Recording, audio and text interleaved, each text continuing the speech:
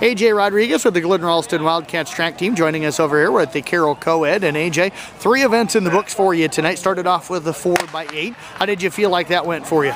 I think that went pretty good, but I started it off and I think I could have did a little better for my team. You were the opening leg then of it? Yeah, I was the opening leg. Did you feel like you got a decent start, or did you kind of get caught up in the group at the beginning? I kind of got caught up and my legs are kind of tired. Why was your legs tired? Were a little nerves coming into tonight? Yeah, and going to the park yesterday.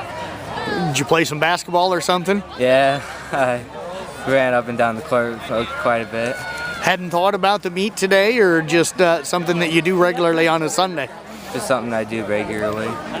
So who else ran in that 4x8 with you? It was Austin Gosh, Oliver Connor, and Brady Danner. Did you feel like as you ran that 8 that the legs kind of, loosened up a little bit for you? Yeah. How late into the race did you feel like you were maybe running your best? Probably at the end of my race, I thought I did my best. How's your handoff? Pretty good? Yeah, my handoff was great. We got a decent handoff, and I got him going quick. Did you feel like overall the team did as well as you could tonight, or do you feel like this team's just going to get better? I think we're going to get better. Okay. And I think we weren't ready for this one, and I think we'll get better in the next track meet. You got the 1500 came up next for you. How did you run that? Well, I ran that at an even pace, and then at the end I decided to sprint because I usually save up my energy for the end of the race. Did you feel like you were able to do that? Yeah, it was a decent one, but I think I could have placed better if I wouldn't have saved up my energy.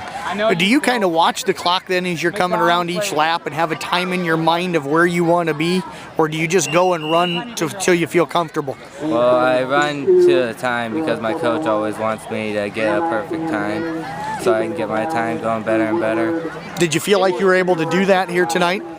Yeah, but I think I can still get it down a lot lower. And my coach thinks he can get me down to a 450.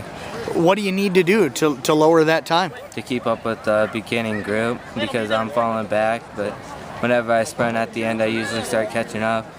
AJ, you also ran the 800 tonight. How'd you feel like that race went? That race was okay, but I think I should have stretched out my legs from in between the mile and the 800 so I could have better pace.